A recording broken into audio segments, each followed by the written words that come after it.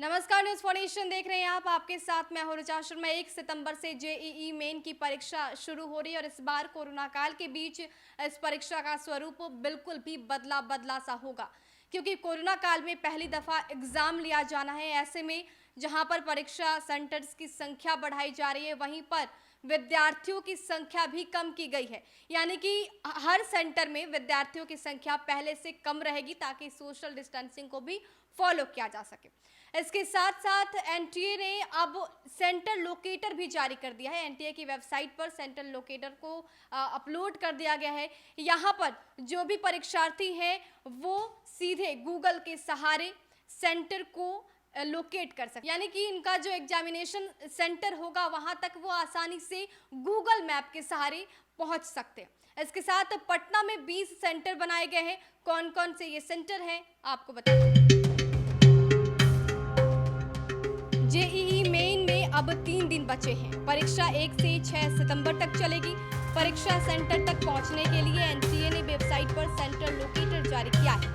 इस पर परीक्षा केंद्र का चयन करते ही ये गूगल मैप से कनेक्ट होकर स्टूडेंट्स को सेंटर की लोकेशन बता देगा। इससे स्टूडेंट्स आसानी से सेंटर तक पहुंच सकते हैं। ये लोकेटर नीट के लिए भी मान्य है। एडमिट कार्ड पर दिए गए क्यूआर कोड से सेंटर का पता लग जाएगा। एडमिट कार्ड में दिए गए बारकोड स्कैनर के जरिए सेंटर में प्रवेश मिलेगा। अब आपको बताते हैं कि पटना में कौन कौन से सेंटर बनाए गए। आईओएन डिजिटल जोन IDZ 1 और 5 तक Pataliputra, ION digital zone IDZ Sandalpur, ION digital zone IDZ Jalalpur, ION digital zone IDZ Phulwari Sharif, Bihar digital world Sipara, Uniconcept technology private limited NRL petrol pump के पीछे, Raj techno centre Kiran automobile के पीछे, Skymoon IT point Khagaul road, CLM resource and management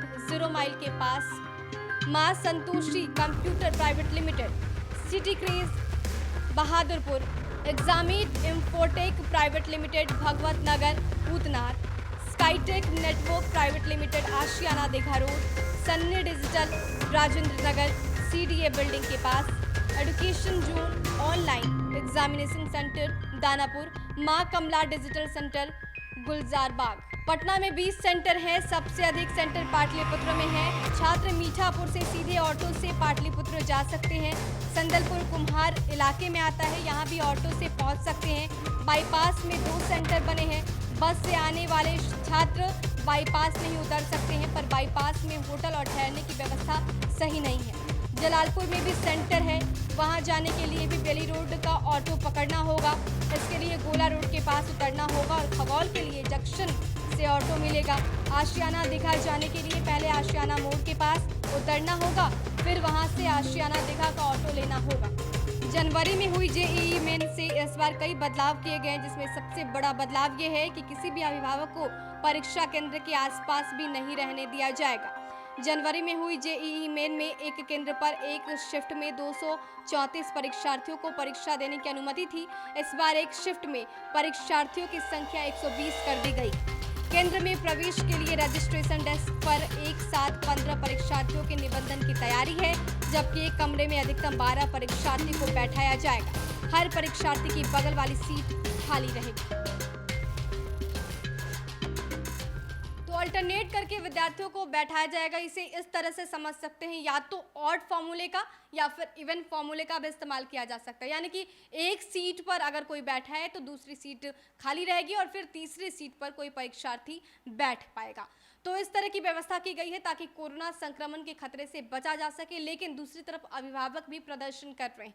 प्रदर्शन भी जोरदार हो रहा है, वो इसलिए क्योंकि जिस हिसाब से कोरोना संकट के बीच परीक्षा की जा रही है, इसमें कहीं ना कहीं अभिभावकों को परेशानी हो रही है और अलग अलग इलाके से जो बच्चे हैं उन्हें एग्जामिनेशन सेंटर तक जाने में भी काफ़ी प्रॉब्लम हो सकती है, और ये स्टूडेंट्स और अभिभावकों का साफ तौर पर कहना है। लेकिन अधिसूचना जारी कर दी गई और एग्ज़ाम को लेकर भी हर चीज़ स्पष्ट हो गया है कि एग्ज़ाम 1 सितंबर से 6 सितंबर के बीच ही होना है, और ऐसे में कुछ नई गाइडलाइंस भी जारी कर दी गई। फिलहाल के लिए इतना ही। बने रहे हमारे साथ और देखते रहे न्यूज फॉर्नेशन। नमस्कार।